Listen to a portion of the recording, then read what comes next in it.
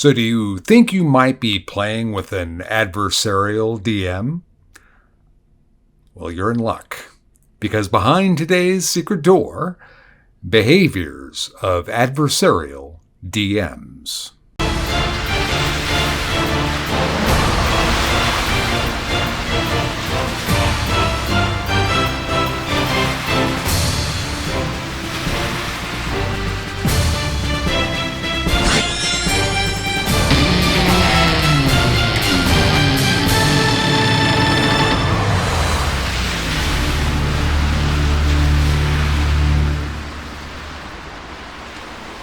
So behind today's secret door, behaviors of adversarial DMs. This is Secret Door, a channel devoted to in-depth discussion about Dungeons and Dragons, and my name is Matt Morich. Before I get started, I have started a Patreon. If you're interested in supporting the channel, your help would be greatly appreciated and much needed. And many thanks to Marcelo and Doug for your support. The link will be in the description and in the pinned comment. So this is a topic that is rather near and dear to my heart, and I could go on and on about it, but what I'm going to do here in this video is simply outline for you behaviors that I have experienced and seen or heard about that adversarial DMs display. I'm going to do my very, very best to not get into any kind of psychological examination of why DMs do these kind of things, what is behind this kind of behavior, what they hope to achieve with this kind of behavior.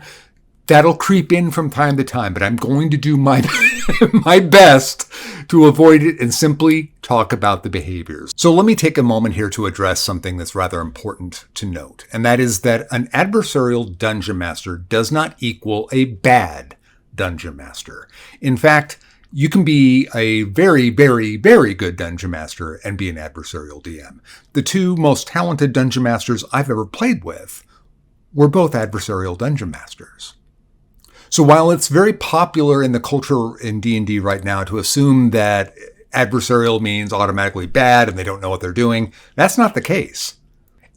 It can be the case, but it isn't always the case. And that's something I would like you to keep in mind as we go through this list, is that this is not an all or nothing proposition with an adversarial DM. And the behaviors that I'm going to outline, if you're a dungeon master watching this video and you do one or two of these things on this list, that doesn't make you automatically an adversarial dungeon master. And even if it does, it doesn't mean that you're a bad dungeon master. And that's not my opinion.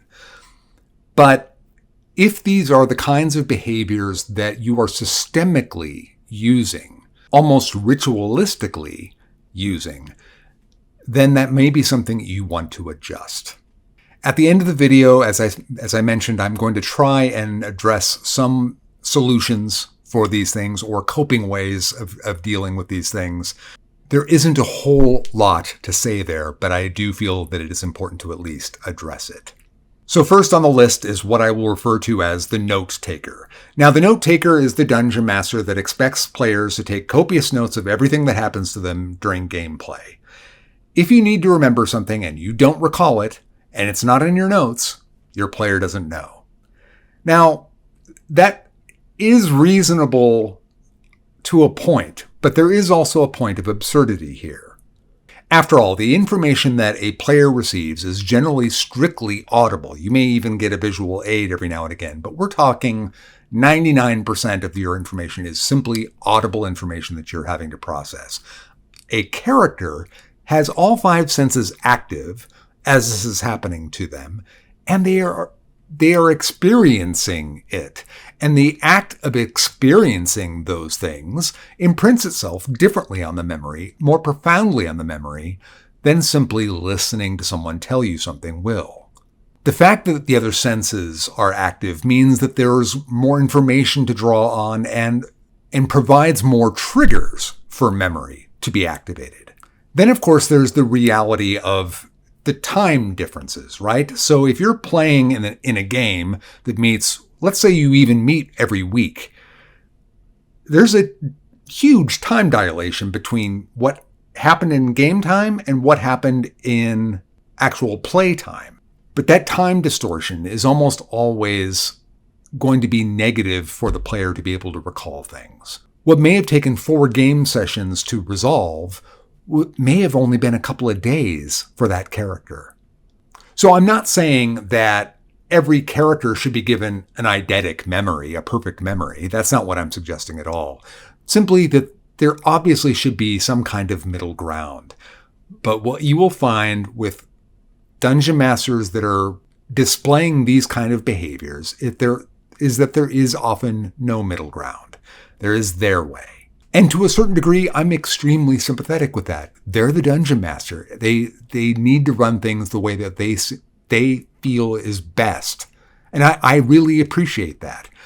But this kind of thing, the note taker, I find is generally more of a gotcha kind of behavior on a dungeon master's part than it is trying to reflect anything else. And for that reason, it's on the adversarial DM behavior list. Next on the list is action declared. Now, action declared is when players may be joking around at the table and everyone's saying that they'll do this or they'll do that, but they're clearly joking. But the DM will say, action declared, and whatever that joke behavior was that the player said out loud as a joke actually happens at the game table. Now, to be fair, there is a certain point where this kind of behavior from a dungeon master can be perfectly reasonable. Joking at the table can go on so long that just to get things back on track, just to get everyone's attention and things back to focus, a DM may even do this. And most of the time when they do this kind of thing, they're doing it as a joking warning. But when a DM actually makes what was clearly a joke an action declared, and that actually occurs at the game table in the game world, that's where we have to look at things a bit differently. Once again, thinking from the game world, why did the character do such a ridiculously absurd thing that was mentioned as a joke? Sometimes these action declared moments can be so ridiculous and so absurd that they can result in character death or really extreme punishments or penalties for player characters or the entire party. Now, once again, to be fair, aside from players just getting carried away with joking, I have seen many, many times where players will use jokes surreptitiously as a way of testing a DM to see if that kind of a behavior would in fact work. Now, when that kind of thing happens, and if the DM were to say action declared like that, if it's an action that is clearly a prod, I think that's perfectly valid. Because as a player, that's a Bush League move. So I have no problem with the DM meeting it on that kind of ground at all. But in general, when we're talking about joking around and players just getting carried away with joking, if it actually happens and it's not just used as a way of bringing back focus, then we're talking about, I don't even know why a DM would do such a thing, but I've seen it happen. I've heard about it happening, and there are nightmare scenarios where this has happened. So next on the list is really 2 different behaviors that are basically the same kind of behavior. I'm going to mention them side by side. So the first instance of this we'll refer to as the locked door. Now, the locked door doesn't have to be a locked door. It could be any kind of problem that has a mundane solution. We'll just keep it with a locked door here. In the case of the locked door, the DM wants you to pick the lock. But the DM views the lock as being extremely difficult and challenging and sets an absurdly high DC for it. So players try naturally to pick the lock, and they fail. When they come up with alternate solutions, regardless of what those may be and how powerful the spell is that they may be trying to use to solve the problem, none of that will work. Why? Because the DM had it in their mind that only picking the lock will work in getting that door open or getting past the door or whatever. And if you don't do it that way, you can't go forward. The parallel problem, and again, very, very similar, is the there is no solution problem. And this is a problem or a predicament that the party finds themselves in where, try as they might, they cannot come up with a solution to this problem. They may be spending hour after hour debating how to fix this problem, solve this problem, whatever the case may be, but nothing works. And while all this is going on, the DM is very often sitting there smirking and making fun of the players, saying, you guys just don't see it, and da-da-da-da-da. And at the end, when this is all resolved, somehow the DM will illustrate the problem and they'll make it appear that it was painfully obvious and you should have got it all along, when in fact there is almost no way that anybody in that party could have ever come up with a solution like that. So the end result for a situation like that is that all it does is make the players feel dumb. Now this is where I really want to avoid talking about behaviors and motivations as to why a DM does this. I have some of my own suspicions on that score and how a DM finds themselves doing this kind of thing, but that really doesn't matter here.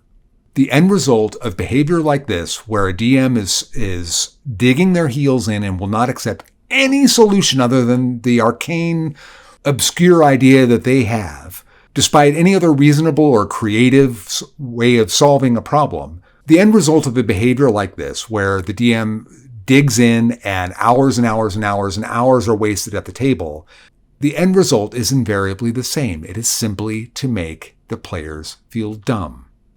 Even if the DM doesn't intend for that to happen, that's what happens.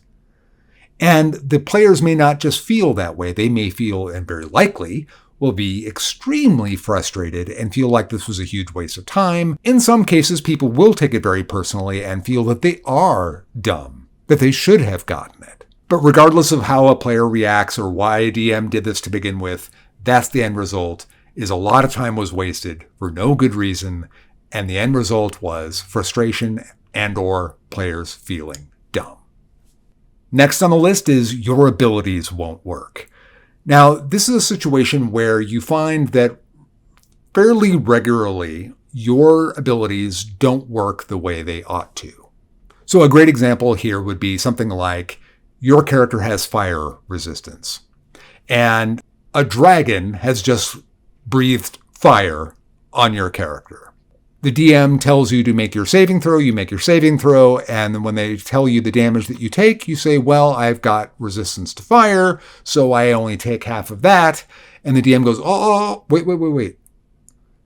This isn't exactly fire. This is more heat. So fire resistance doesn't really apply here. Now, regardless, the DM just said that it was fire. Now they're saying that it doesn't really apply here. Fire resistance doesn't apply here. Now the DM is certainly, there's going to be weird exceptions like this where maybe there's a nature to that fire that they feel would be different about that. That could be. But what I'm talking about in this kind of behavior is not if it just happens once. If this kind of thing is happening routinely, then this is a dungeon master that simply, again, sees a combat unfold, sees something as they want it to happen, and probably forgot that your character had fire resistance, and they wanted everyone to take at least this amount of damage.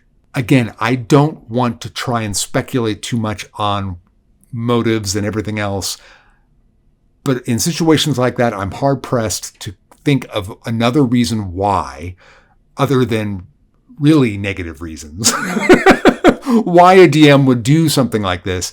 But DMs do this a lot. Adversarial DMs do this a lot. In fact, it may be a pet ability of yours that once you've displayed its usefulness many, many times, or maybe even just at one key moment, you may find that that ability never really works again for you in the rest of the campaign with a DM like this. And it will always be some special circumstance for why it doesn't apply to this particular thing or this particular situation, blah, blah, blah, blah, blah, blah, blah, when in fact they just simply don't want you to have it to begin with. Another fun behavior here is the everything is cursed. Now, this applies to when you find treasure and you find magic items, and you find that an overwhelming amount of magic items that player characters receive, I'm not saying that every single item is cursed, but a large majority of them are cursed. And by curse, I don't mean strictly speaking cursed, but there is so much baggage attached to every single item that you receive that you get the feeling that treasure itself begins to become punitive. I need to stress here that occasionally having a cursed item or an item with baggage that has some kind of punitive value attached to it is not adversarial DMing. But where it is systemic, That is where it becomes adversarial. Next up is the traps within traps within traps problem. This kind of scenario is extremely common, especially with old school adversarial DMs. Gary Gygax, the creator of Dungeons & Dragons, was famously an adversarial dungeon master, which again speaks to my point that not all adversarial DMs are automatically bad, but the trap within a trap within a trap, again, in like a one-off instance or 2 or 3 times in the course of a campaign, not necessarily a bad thing at all. But when it happens routinely, then what this really becomes is a question of how many times are you going to check for a trap after you've already checked for a trap. And the result of failure in a scenario like this can be absolutely fatal for the entire party. So one player who decides that, I've checked 3 times, that's enough, where the DM went, they won't check a 4th time, that result can be a catastrophe for the entire party. Now you would think that this kind of behavior would be pretty rare. But in old school DMing, this was extremely common. And you knew that if you were playing with a DM like this was often a red flag to the point of saying, okay, what's the point of even playing then? Nothing will induce a player's sense of futility greater than the trap within a trap within a trap within a trap. So next up is the deadly encounter DM. Now, I'm not saying that having a deadly encounter makes the DM adversarial. I'm saying that when encounters almost always are deadly, and that no matter how powerful you get, the world just keeps cranking up higher and higher and higher, so that you're always fighting for your very life, that's a real telltale sign of an adversarial dungeon master. I think combats ought to be challenging. I believe in that, and I think that challenge is where the fun of the game is. But fighting for your very life all the time isn't even realistic in the game world. And for that reason, it takes me out of the verisimilitude of the game itself. Okay, last couple on the list. This one is kind of surprising. It's the die fudger. And by this, I am saying that the DM is not fudging dice as you might expect against the players. They're die fudging for the players. What they're often doing, though, is this is simply a way for them to control the tempo of the game so that the players receive the punishment that the DM wants them to receive, not unexpectedly by a bad die roll, but in an encounter that they want them to be punished in. One of the other motivations very well might be, not saying that it is that they want to create the illusion to the players that the DM is on your side. Look, I'm taking it easy on you. I've seen instances where that is very clearly the motivation. It doesn't take a lot of guesswork on that one. So that's why I'm bringing that one up here. But in general, I'm just saying that it is a commonality with adversarial DMing that, strange as it is, they will die fudge for the players. And that doesn't mean, of course, that if you fudge dice for your players, that you're automatically an adversarial DM. You might just be wanting to save the party from certain death and all that type of thing. And I get that. Whether you should or should not fudge die rolls is a completely different topic. It's just a weird commonality that I find with adversarial DMing. Now, this is the last one on the list, and it is by far, in a way, the worst. This is the rewriting your character dungeon master. This can take many, many forms. It can be a situation where your backstory, you may have written a very extensive backstory, and you find throughout the course of play that the DM has altered that backstory that you were very meticulous about. The DM may even hand you back your backstory and make changes and hand it to you. It could be a situation where the dungeon master is altering your family, where you lived, any number of those things and elements in your backstory. All of those are fair game in a scenario like this. And it could be that the events that you talk about are there, but the DM has altered them in such a way that they're almost unrecognizable to you. I'm not even going to speculate why DMs do this, but I've seen it happen. I've seen cases even as extreme, and this one blows my mind, where DMs want to name player characters, change their names. Now, nothing to me is more personal than what I name my character. That's incredibly personal. So for a dungeon master to ever presume to name my character for me is absolutely ridiculous. But it has happened to me. And I've heard of this happening and seen it happen.